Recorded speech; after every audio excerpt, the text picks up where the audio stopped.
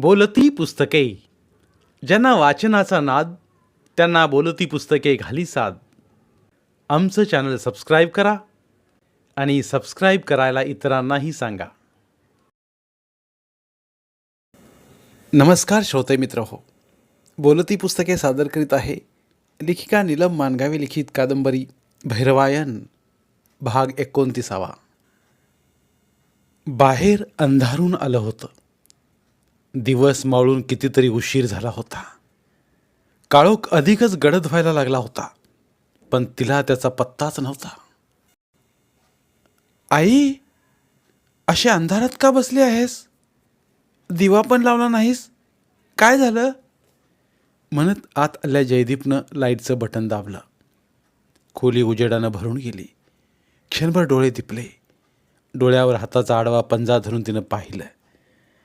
हातातली क्रिकेटची बॅट भिंतीकडच्या कपाटाच्या कोपऱ्यात ठेवून जयदीप तिच्याकडे पाहत राहिला. मुक्ता गोंधळल्यासारखी पाठीला पोक काढून खुर्चीच्या पुढच्या टोकावर टेकल्यासारखी बसली होती. काय झालं? कोणी आलं होतं का? मामा आला होता तुझा. अरे वा, तो आनंदानं म्हणाला. कुठं आहे तो? तो गेला परत. का? काम आहे, पुन्हा येतो म्हणाला. कुठे येतो तो? येतच नाही. आलाच होता तर जाऊ द्यायचं नव्हतंच त्याला. सांगितलं ना, पुन्हा येतो म्हणालाय. चिडल्यासारखीच म्हणाली ती. तसा तुम्ही दोघं भांडलात का? त्यानं विचारलं. पण पुन्हा तोच म्हणाला. तू तर भांडणाऱ्यातली नाहीस. मग मामा काही म्हणाला का? म्हणजे तुझ्याबद्दल किंवा पप्पांबद्दल काही वेगळं म्हणाला का? म्हणजे? तिनं चमकून त्याच्याकडे पाहिलं. असं का विचारतोस तू? नाही, काही नाही. जयदीप आत जायला निघाला. थांब, तिने जयदीपला थांबवलं. विचारलं. तू मला सांग की मामा आमच्याबद्दल काही म्हणाला का? असं का विचारलंस? काही नाही ग, खरंच काही नाही. माझ्याशी खोटं बोलू नकोस. सरळ सरळ आणि खरं खरं सांग. तुझ्या कानावर काही आलंय का आमच्याबद्दल? कुणी काही बोलतं का? हो. काय बोलतात आमच्याविषयी? तुम्ही म्हणे बामणी कावा करताय. म्हणजे काय ते मला माहीत नाही, पण आमच्या वर्गातली मुलं तसं म्हणतात. तू मला सांग, बामणी कावा म्हणजे काय? आता याला काय आणि कसं सांगायचं? तिच्यासमोर प्रश्नच पडला. बामणी कावा, याला अर्थांच्या अनेक छटा आहेत. फक्त स्वतःचा स्वार्थ बघणं, त्यासाठी दुसऱ्याचं शोषण करणं, जातीभेद मानणं, ब्राह्मण ही जातच श्रेष्ठ समजणं आणि इतर जातीविषयी तुच्छता बाळगणं, दलितांना तर पशुपेक्षाही हीन समजणं, स्त्रियांना कमी लेखणं, कुठल्याही कारणानं आपलं भलं करून घेणं, त्यासाठी कुठलाही मार्ग अवलंबणं आणि या सगळ्यासाठी धर्माचा आधार घेणं.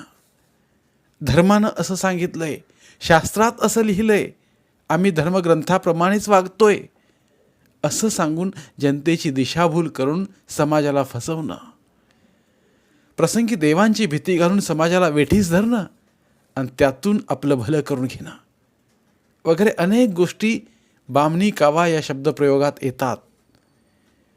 पूर्वीच्या ब्राह्मणांनी मनुस्मृतीला आपला धर्मग्रंथ बनवला, कारण तो त्यांच्या फायद्याचा होता. ते शोषणाचं हत्यार होतं. आपली बुद्धी त्यांनी त्यासाठीच वापरली.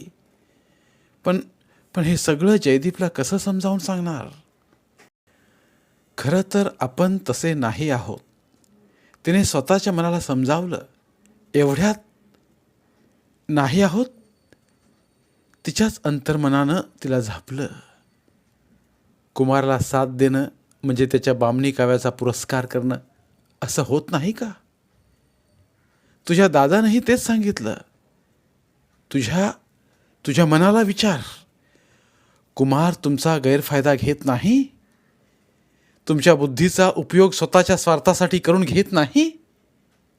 कधी कधी तुम्हाला पटत नसतानाही तुम्ही तुमचं स्पष्ट मत व्यक्त करत नाही. हे काय आहे? त्याच्या भांडवलशाहीला तुम्ही हातभार लावत आहात. भांडवलशाहीतूनच पुढे हुकुमशाही निर्माण होते. हे हे लक्षात कसं येत नाही तुमच्या? आणि कुमारची पावलं आता तिकडेच वळत आहेत. आता परवाचीच गोष्ट घे. दशरथ कांबळे आणि जगन्नाथ माने हे 2 उमेदवार सिनियर कॉलेजच्या प्राध्यापक जागेसाठी मुलाखतीला आले होते. दोघांचे इंटरव्ह्यू झाले. इंटरव्ह्यूला तू आणि वैभवच प्रमुख होतात. मानेपेक्षा कांबळे सगळ्याच गोष्टीत सरस होता. तुम्ही कांबळेला ग्रीन सिग्नल देण्यासाठी सुचवलात. तेव्हा कुमार काय म्हणाला? त्यानं सरळ सरळ सांगितलं, मानेला घ्या. हे आंबेडकरवादी सगळे एक होऊन डोक्याला त्रास देतात. त्यापेक्षा माने बरा, त्यालाच घ्या. त्यावेळचा आंबेडकरवादी शब्द तुला खटकला. तो शब्द तुला शिवी दिल्यासारखा वाटला. क्षणभर तुला रागही आला. पण तू काय केलंस? विरोधाचा एक शब्द तरी काढलास? कांबळेची तरफदारी केलीस? कुमार ऐकू दे अगर न ऐकू दे, कांबळेला घेऊ दे अगर न घेऊ दे, पण कांबळेच्या योग्यतेविषयी तू तोंड उचकटून बोलली सुद्धा नाहीस. का नाही बोललीस? तुझ्या लक्षात येतंय का? यात दलिताला दूर सारण्यासोबत जातवाल्याला जवळ करणं आलं. पुन्हा आंबेडकरांविषयी तुच्छता आली. याला याला काय म्हणशील तू? आता ही दुसरी गोष्ट बघ. BA सेकंड इयरच्या मुली, काही मुलं त्रास देतात म्हणून तक्रार घेऊन आल्या. मुलींची त्या मुलांविषयीची तक्रार काही पहिल्यांदा आली नव्हती. अनेक मुलींनीही त्या मुलांच्या तक्रारी केल्या होत्या. 2-4 वेळा त्या मुलांना तुम्ही दोघांनी समजावलाही होतात. तरी ती मुलं पुन्हा पुन्हा तेच करत होती. शेवटी तुम्ही हे कुमारला सांगितलं की आम्ही त्या मुलांची तक्रार आता पोलिसात करतो किंवा सस्पेंड करण्याची वॉर्निंग देतो. तेव्हा कुमार काय म्हणाला? आठवतंय ना? कुमार म्हणाला होता, डोकं फिरलंय काय तुमचं? पोलीस स्टेशनला केस गेली तर आपल्या संस्थेची नाहक बदनामी होईल आणि सस्पेंड करण्याची वाच्यता जरी केलीत तरी पोरं बोंब मारतील, कॉलेजमध्ये संप घडवतील, त्यांच्यासारख्या मुलांना घेऊन मोर्चे काढतील. तेव्हा काय करणार आपण? आणि असं काय करतात ती मुलं? थोडी शेरेबाजी करत असतील, टॉन्टिंग करत असतील. तेवढ्यानं काय होतंय? कॉलेज म्हटलं की तेवढं चालणारच. तेव्हा तू जरा रागानंच म्हणालीस, आपण काहीच ॲक्शन घेतली नाही तर त्या मुलांचं धाडस वाढेल, काही करतील ते. तेव्हा तोही चिडून म्हणाला, काही म्हणजे काय? बलात्कार करतील? तेव्हा मनावर दगड ठेवून तू संयमानं म्हणालीस, बलात्कार केल्यानंतर आपण ॲक्शन घेणार आहोत का? म्हणजे बलात्कार होईपर्यंत आपण वाट पाहायची का? उगाच काहीतरी नको ते बोलून विषयाचं गांभीर्य वाढवू नका. एवढंच बोलून कुमार गप्प राहिला नाही. तर तो पुढं म्हणाला, फक्त मुलांनाच कशाला दोष देता? जरा त्या मुलींना सांगा सरळ वागायला. कशा वागतात, कसले कसले ड्रेस घालतात, मुलांकडं कसं बघतात, हसतात काय, खिदळतात काय, जाता येता बघतोय मी. सांगा जरा त्यांना मुलांचं लक्ष विचलित होण्यासारखं वागू नका म्हणावं. काय? त्या हुकमी कायवर तू काही बोललीच नाहीस. आणि 15 दिवसांपूर्वीची गोष्ट आठव जरा. गावठाणात मोडणारी गावाच्या दक्षिणेकडची 20 एकराची सरकारी जागा त्यानं आपल्या नावावर करून घेतली. कवडी मोलानं, अगदी बाजारातली कोथिंबीर विकत घेतल्यासारखी घेतली. त्याचा साक्षीदार वैभवच होता. तळतळून, वाईट वाटून, चिडून त्यानं ते तुला सांगितलं. तेव्हा तू काय बोललीस? नाही, तुला वाईट वाटलं नाही असं नाही, पण या फुकटच्या वाईट वाटण्याचा, मनातल्या मनात घुसमटण्याचा, तळमळण्याचा काय उपयोग? सही करायला वैभवनं नकार द्यायचा होता. कुमारला म्हणे तिथं मेडिकल कॉलेज उभं करायचं आहे, पण त्यासाठी अशी बेईमानी? आणि त्याला तुमची साथ. खोटं बोलणं, गुन्हेगारांना पाठीशी घालणं, स्त्रियांविषयी उद्धट बोलणं, जमिनी हडप करणं, हे सगळं काय आहे? तिला प्रचंड अपराध्यासारखं वाटलं. दादा म्हणतोय ते खरं आहे. आपलं हे असं वागणं बरोबर नाही. आपलं तर चुकतंयच, पण वैभवही चुकायला लागलाय. हे हे थांबायला हवं. भगवानरावांच्या मुलग्याला आणि सुनेला हे शोभत नाही. अन्यायाविरुद्ध लढायचं सोडून आपण अन्याय करणाऱ्याला साथ देतोय, असं होता कामा नाही. वेळी सावरलं पाहिजे. होऊन होऊन काय होईल? कुमार आपल्याला काढेल. त्या क्षणी तिच्या मनात आलं, आधीच्या प्राचार्यानं यानं काढलं की त्याने राजीनामा दिला. मुक्ता हादरलीच. हा विचार तर दोघांच्याही मनात कधी आलाच नव्हता. ऑफर आली आणि आपण ती स्वीकारली. एवढ्या आंधळेपणाने आपण का वागलो? आता तरी डोळे उघडले पाहिजेत.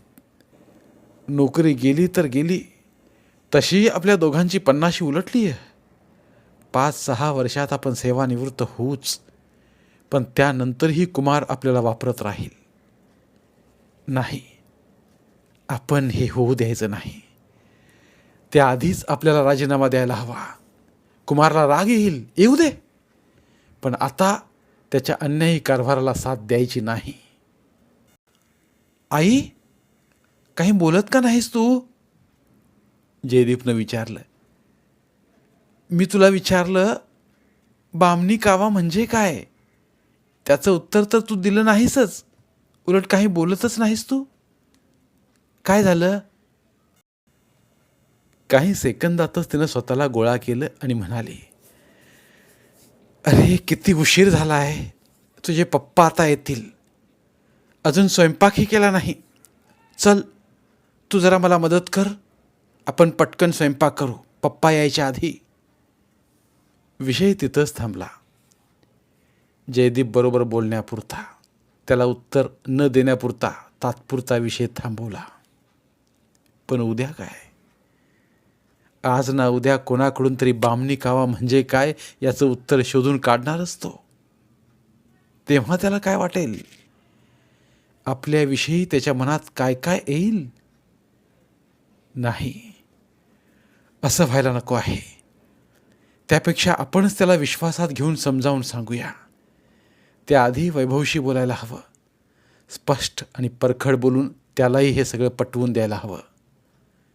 तसं तर त्याच्याही हे सगळं लक्षात आलंच असेल, पण आपल्यासारखंच हे आपण करत नाही तर कुमार करतोय, अशा सोयीस्कर विचाराने त्याने स्वतःला गप्प बसवलं असेल. पण आता गप्प बसून चालणार नाही. दादा म्हणतो तसं फार फार तर काय होईल? आपल्याला नोकरी सोडावी लागेल, एवढंच. पण त्यामुळं आपल्याला खरा कुमार समजेल. पहाटेचे 2 वाजले तरी वैभवचा पत्ता नव्हता. जयदीप जेवण करून झोपला. तीही थकली होती. शरीरापेक्षा मन थकलं होतं, पण झोप उडाली होती. ती वैभवची वाट बघत राहिली. मोबाईलवर 8-10 वेळा फोन लावला, पण प्रत्येक वेळी आउट ऑफ कव्हरेज एरिया. वैतागलीच ती. नेमका गरजेच्या वेळीच फोन लागत नाही. कव्हरेज क्षेत्राच्या बाहेर कुठं गेलाय हा? जाताना सांगायचं तरी. रागच आला तिला वैभवचा. भूक होती, पण जेवावंसं वाटत नव्हतं. साडी बदलून नाईट गाऊन घालून बाहेरच्या खोलीतला लाईट तसाच ठेवून तिने तिथंच कोचावर आडवी झाली. मन चिंतेत असताना सुद्धा थकल्या शरीराला डुलकी लागली. बाहेर गाडीचा आवाज आला तशी ती उठली. बेल न वाजवता हळू दार वाजवत, मुक्ता, अशी त्याने हाक मारली. मुक्ताने दार उघडलं. किती उशीर? तो आत यायच्या आधीच तिने विचारलं. घड्याळ बघ जरा, 2:30 वाजलेत. कुठे गेला होतास? फोन तरी करायचा. सकाळी सांगतो सगळं. उशीर झालाय, चल झोपतो आता. दार लावून झोप तूही. तो आत गेला. दार बंद करून त्याच्या पाठोपाठ आत येऊन ती म्हणाली, मला काही बोलायचं आहे. आत्ता? होय, आत्ताच. सकाळी बोलूया ना. नाही, आत्ता, आजच बोलायचं आहे. एवढं काय महत्वाचं? भैरव दादा आला होता म्हणत ती कॉटवर बसली. भैरवचं नाव ऐकल्याबरोबर वैभव थांबला. काय म्हणत होता? सगळं ठीक आहे ना? तो आपल्याबद्दल बोलत होता. तिनं सरळ विषय समोर ठेवला. तसा वैभव सावधपणानं पण घाबरल्यासारखं म्हणाला. काय म्हणत होता? वैभव कॉटवर तिच्या शेजारी बसला. बोल, काय म्हणत होता? एवढ्यात त्याने स्वतःवर ताबा मिळवला होता. तिनं मग सगळं सांगितलं. तिच्याबद्दल, त्याच्याबद्दल, कुमारबद्दल, अंजलीबद्दल, अलीकडच्या त्या दोघांच्या बदललेल्या वागण्याबद्दल, जयदीपने विचारलेल्या प्रश्नाबद्दल आणि धनगर आरक्षणाच्या मोर्चामध्ये तिच्या सहभागाबद्दल भैरवने विचारल्या संमतीबद्दल, लोक काय म्हणतात त्याबद्दलही. वैभवनं सगळं शांतपणे ऐकून घेतलं. मग म्हणाला, मलाही आता हे सगळं अवघड झालंय. सहनशक्तीच्या पलीकडे चाललंय सगळं. त्याचा चेहरा, त्याचा आवाज, त्याच्या हातांच्या बोटांची हालचाल, तो अस्वस्थ असल्याचं सांगत होती. त्याची घालमेल पाहून तिनं काळजीनं विचारलं, काय झालं? आणखी काही घडलंय का? त्याने सोडलेला दीर्घ श्वास ऐकून तिने विचारलं, आता कुठे गेला होता तुम्ही? प्रकरण मिटवायला. कसलं प्रकरण? घाबरलीस ती. काय झालं? कुणाचा खून बिन? नाही. आता श्वास मोकळा सोडायची पाळी तिची. मग? तिने विचारलं. तसा तिचा हात आपल्या हातात आधारला घेत तो म्हणाला, बलात्काराची केस होती, सामुदायिक बलात्काराची. बापरे, कुठली मुलगी? कोण मुलं? कॉलेजमधली तर नव्हती ना मुलं? आधारासाठी आता तिने त्याचा हात घट्ट पकडला. आपल्या कॉलेजचीच मुलं होती. काय? ओरडलीस ती. तरी आपण म्हणत होतो पोलीस स्टेशनला तक्रार करूयात, पण नाही ऐकलं. आता भोगा आपल्या कर्माची फळं. काही कर्माची फळं वगैरे भोगावी लागणार नाहीत, वैभव प्रचंड संतापाने म्हणाला. कर्माची फळं वगैरे गरीब लोकांना भोगावी लागतात. अशा धेंडांच्या मागे काही कर्मबिर्म लागत नाही. ह्यांचं कर्म फक्त पैसा मिळवणं आणि आपली सत्ता, आपलं राज्य अबाधित ठेवण्यापुरतंच असतं. ह्यांच्या कसल्याही कर्माला चांगलीच फळं येतात. नाही, चांगली फळं मिळवण्यासाठी सुमार फळं ते नष्टच करतात. हो, फक्त आपली फळं फळावीत म्हणून वाटेल त्या पायरीवर उतरतात. तू काय म्हणतोयस ते मला काहीच समजत नाही. झक मारली आणि इकडं आलो. पश्चाताप होतोय, पण करणार काय? वैभव रागारागाने खोलीत एरझाऱ्या घालायला लागला. त्याचं तोंडातल्या तोंडात पुटपुटणं, हातवारे करणं, मान उडवणं बघून हात धरून तिनं त्याला कॉटवर बसवलं. सांग बघू कुठली मुलं? तिनं विचारताच, तीच कॉलेजमधली नालायक कार्टी. तो उद्वेगानं म्हणाला. तशी ती हादरलीच, घाबरली. बापरे, तक्रार करणाऱ्या मुलींवरच तर? नाही. तिचं बोलणं मध्येच तोडून तो म्हणाला, कॉलेजच्या मुली नाहीत. मुक्ताला हायसं वाटलं. जीवात जीव आला. Thank God. तिच्याही नकळत पुटपुटली आणि स्वतःशी हादरली. किती स्वार्थी आणि नालायक झालो आहोत आपणही. कॉलेजच्या मुली नाहीत हे ऐकताच आपल्याला बरं वाटलं. याचा अर्थ कॉलेज बाहेरच्या मुलींवर, स्त्रियांवर बलात्कार होण्याशी आपला काही संबंधच नाही. म्हणजे आपण ही कुमारसारखाच विचार करतोय.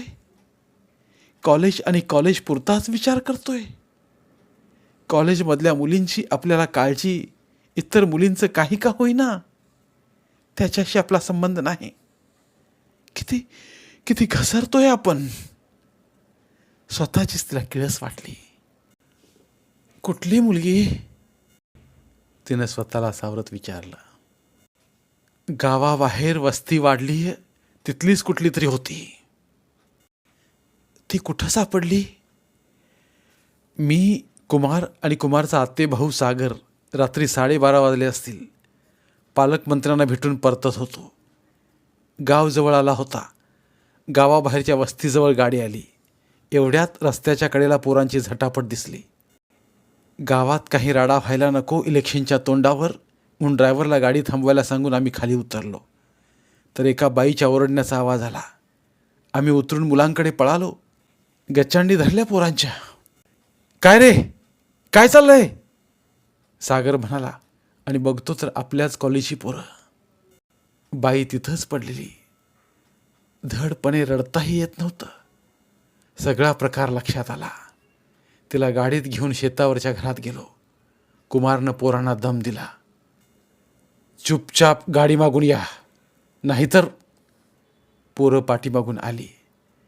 प्राचार्य आणि कॉलेजच्या संस्थापकानं खासदार साहेबांनंच पकडलंय म्हटल्यावर घाबरलेली पोरं गाडी मागून शेतावर आली. ती बाई कुणाची, काय, तिलाच विचारून तिच्या घरच्यांना बोलावून आणण्यासाठी ड्रायव्हरला पाठवलं. तिचा नवरा आणि सासू बाहेर रस्त्यावर तिला शोधतच होते. ड्रायव्हर त्यांना घेऊन आला आणि संपवलं सगळं. मिटवून टाकलं प्रकरण. प्रकरण मिटलं? कसं मिटवलं? एवढं सोपं होतं ते? तिने आश्चर्यानंच विचारलं. तिच्या सासूनं आणि नवऱ्यानं ते मानलं? मुक्ता हादरलीच. बलात्कार करणं आणि ते मिटवणं एवढं सोपं झालं? मग बाई सुरक्षित राहणार कशी? काय चाललंय हे? असं कसं मिटवलं सगळं? लोक गरीब होते पण चांगले होते. अब्रूला घाबरणारे होते. आपल्या सुनेची अवस्था बघून, तिच्यावर आलेला प्रसंग बघून दोघेही खूप घाबरले होते. बलात्कार झाला यापेक्षा लोकांना आता तोंड कसं दाखवायचं? घराण्याची अब्रू गेली, आता काय करायचं? गावात कसं राहायचं, कसं जगायचं? उद्या गावभर बोंब होईल, त्याला तोंड कसं द्यायचं? असं काही बडबडत ती बाई रडत होती. नवराही त्याच विचाराचा वाटला. गरीब बाफडा घाबरलेलाच होता तो. आपल्या बायकोला जवळ घेऊन बसला होता. घाबरू नको, मी आहे ना, काळजी करू नकोस. आपण गाव सोडून जाऊया म्हणून तिला समजावत होता. तिच्या पाठीवरून हात फिरवित होता. तिला आधार देत होता. हीच संधी साधून कुमार म्हणाला, आपण पोलीस स्टेशनला जाऊया. काय? तिचा नवरा घाबरलाच. होय, मुलं सापडली आहेत. आम्ही प्रत्यक्ष साक्षीदार आहोत. जाऊ देत खडी फोडायला. पोरांना शिक्षा आणि हिला न्याय मिळालाच पाहिजे. कुमार म्हणाला. नाही साहेब, नको नको. पोलीस स्टेशनात नेऊन आमची उरली सुरली आबरू घालवू नकोसा. सासू पळत आल्यासारखी येऊन कुमारच्या पाया पडायला लागली. गरीबाची आबरू लई बारकी असते या साहेब. कुणी बी येऊन तिला चुरगाळून टाकावी एवढी बारकी. कुणी बी येऊन हाणावं, मारावं, तोंडावर थुकावं एवढी बारकी. तिचं खोबरं करू नका साहेब. मग काय शिक्षा द्यायची त्यांना तुम्हीच सांगा. शिक्षा तर मिळायलाच पाहिजे हरामखोरांना. कामच केलंय त्यांनी तसलं. साहेब, शिक्षा द्यायचीच असेल तर त्यांचा हातपाय तोडा, नाहीतर त्यांचं अंड ठेचून काढा. म्हणजे कुणा बाईच्या मागे लागाय अंडच राहणार नाहीत. हीच असलीच शिक्षा पाहिजे द्याला असल्या भनव्यासनी. तिचा आवेश पाहून हादरलोच आम्ही. पोरं समोर असती तर खरंच तिनं पोरांना उत्तानं पाडून त्यांचं लिंग पायानं तुडवून ठेचून काढलं असतं. एवढा राग, संताप, चीड तिच्या बोलण्यातून बाहेर पडत होती. कुमारला काय बोलावं सुचेच ना. मीच मग म्हणालो, तुमचं म्हणणं अगदी बरोबर आहे, पण कायद्यानं असं करता येत नाही. चुलीत घाला तुमचा कायदा. माझ्यासमोर हात हलवत रागानं ती म्हणाली, पोरी बाळीसनी फाडायचं तुमच्या कायद्यात बसतंय वाटतं. बाई बाई शांत व्हा, कुमार म्हणाला. तुमचं दुःख समजू शकतो आम्ही. नाही साहेब, नाही, ती रडत म्हणाली. तुमच्यासारख्यासनी नाही कळणार ते. कसं कळणार? तुमच्या बायका आपल्या घरात खुशाल आहेत. त्यासनी कुणी असं फाडलं की कळल मग पायाखाली जमीन कशी ठरत नाहीत. आम्हासनी जाऊ द्या साहेब. चल चल ग पोरी. म्हणून तिनं आपल्या सुनेला धरून उठवलं. पोराला म्हणाली, चल आजच्या आज गाव सोडून जाऊया, नाहीतरी आपलं काय आहे इथं. ज्या गावात आबरून राहता येत नाही ते गाव काय कामाचं. चल चल. तिघं बाहेर जायला लागले. एवढ्यात कुमारनं त्यांना थांबवलं आणि नुकतंच आलेलं दारूवाल्याच्या हप्त्याचं पाकिट काढून त्यातले 50,000 रुपये त्याच्यासमोर धरले. म्हणाला, हे ठेवून घ्या. कशा पायी? त्या बाईनं विचारलं. तसा कुमार म्हणाला, यानं गेलेल्या अब्रूचं नुकसान भरून येणार नाही हे मला माहीत आहे, पण गाव सोडून दुसऱ्या गावाला गेल्यावर अडीनडीला उपयोगी पडतील. ठेवा हे. तेव्हा त्या पैशावर थुंकल्यासारखं थू करून ती म्हणाली, गरिबीच्या थुक्कीला बी ह्याच्या परीस किंमत असती साहेब. देवानं हाती पायी धड पाठवलंय तेवढं पुरा आहे. उपाशी राहू पण असल्या भाड खाऊ पैशावर मुतणार बी नाही. म्हणून ते तिघं निघून गेले. 10-15 मिनिटं आम्ही गप्प बसून राहिलो. सगळी खोली सुन्न होऊन गेली होती. खोलीत आम्ही दोघंच. भयान शांतता. त्या शिक्षित अडाणी बाईनं जणू आमच्या थोबाडीतच मारली होती, न विसरण्यासारखी. रात्रीचा 1 वाजला होता. कुमारनं मग फोन करून सागरला बोलवून घेतलं आणि त्या पोरांना आत आणायला सांगितलं. 4 पोरं समोर येऊन उभी राहिली. दोघं पूर्णतः घाबरलेले. दोघांची मस्ती तशीच असल्यासारखी. नजर आमच्यावर. ते बघून कुमार ओरडलाच, काय दिवे लावला याचं भान तरी आहे का नालायकांनो? दोघांच्या नजरा खाली होत्याच. राहिलेल्या उद्दाम डोळ्यांच्या नजराही खाली वळल्या. सागर, पोलीस स्टेशनला फोन लाव आणि सांग रेपची केस आहे. पोरं ताब्यात आहेत. इथं ताबडतोब या. तसे चौघे कुमारच्या पायाशी आले. त्यातले घाबरले दोघे तर रडायला लागले. साहेब, आमचं चुकलं आमचं. पुन्हा अशी चूक होणार नाही. माफ करा आम्हाला, माफ करा. म्हणून स्वतःच्या हाताने स्वतःच तोंड बडवून घ्यायला लागले. आमचे वडील आत्महत्या करतील हो. आई हाय खाऊन मरेल हो. त्यातला एकटा म्हणाला. तसा कुमार म्हणाला, रांडच्यानो, त्यापेक्षा तुम्ही का मरत नाही? तुम्ही गळपास लावून घ्या रे. तुम्हाला जगायचा अधिकारच नाही. त्यानं चौघांना पायानंच दूर ढकललं. साहेब, आमचं खरंच चुकलं. बाकीचे दोघंही गयावया करू लागले. तुम्ही शिक्षा करा साहेब, पण पोलिसांना कळवू नका. का? अब्रूचे धिंडवणे निघतील की जेलची भीती वाटते? भडव्यांनो, फाशीची शिक्षा झाली पाहिजे तुम्हाला. घरातल्यांना बाहेर तोंड दाखवायला जागा राहणार नाही साहेब. त्यापेक्षा तुम्ही शिक्षा करा. एकटा म्हणताच कुमारने विचारलं, मी शिक्षा करू? होय, करा साहेब. चौघांनी माना डोलावल्या. त्या बाईनं सांगितलेली शिक्षा करू? कुमार रागानं म्हणाला, माहीत आहे त्या बाईनं काय शिक्षा करायला सांगितली? करा साहेब, काय असेल ती शिक्षा करा. जास्त घाबरला मुलगा रडतच म्हणाला. तसा कुमार म्हणाला, 2 प्रकारच्या शिक्षा तिनं सांगितल्या आहेत. त्यापैकी कुठली शिक्षा करायची ते तुम्ही ठरवा. चॉईस तुमचा आहे. साहेब, पोलीस स्टेशनला आपण FIR नोंदवूया. मी म्हणालो, कायदा आपण हातात घ्यायला नको. कुमारनं माझ्याकडं असं काही पाहिलं की मी गप्पच झालो. तो मला जरा जोरातच म्हणाला, बोलतोय ना मी.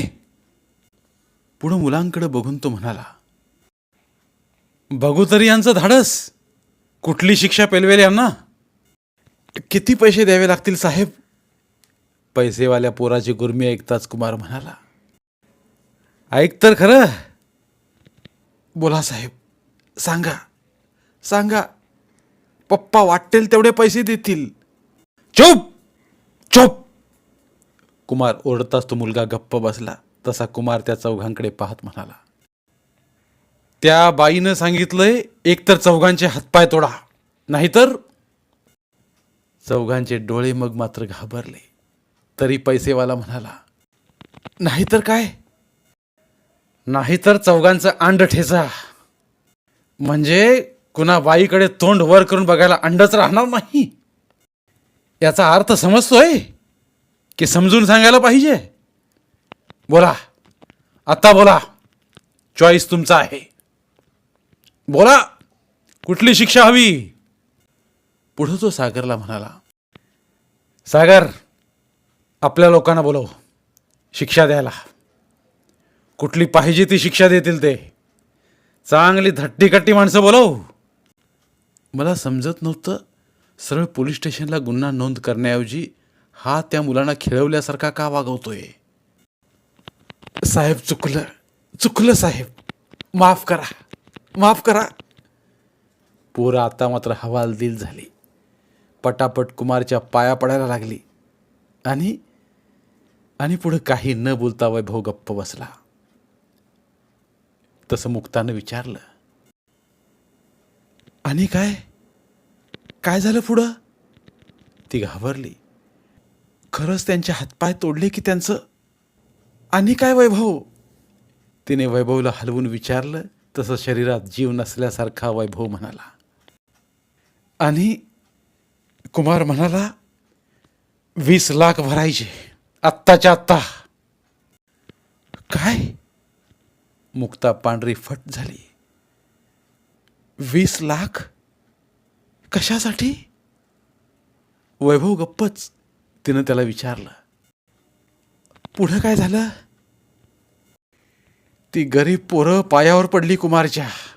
म्हणाली, साहेब साहेब, हातावरचं पोट, 20 लाख कुठून आणायचे? भडव्यांनो, बलात्कार करताना ही अक्कल कुठं शेण खायला गेली होती? त्यापेक्षा आमचे हातपाय तोडा साहेब, आणि तुरुंगात जाऊ मी. कुमार खवळला. पैसेवाल्या पोराकडे पाहून म्हणाला, पैशाची गुरमी आहे ना? सांग तुझ्या बाला, निस्तर म्हणावं पोराचा गुन्हा. सांग 20 लाख आत्ताच्या आत्ता आणून द्यायला. 20 लाख? होय, प्रत्येकाचे 5 लाख मिळून 20 लाख. पण सगळ्यांचे पैसे मी का भरू? मग बसा बोंबलत. पोलीस स्टेशनला फोन करतो. जा खडी फोडायला. नाहीतर त्या बाईनं सांगितलेली शिक्षा अंड चिचून कुठे एखाद्या दरीत फेकून दिलं तर कोणाला समजणारही नाही ते. आणि घाटात ॲक्सिडेंट तर होतच असतात ना.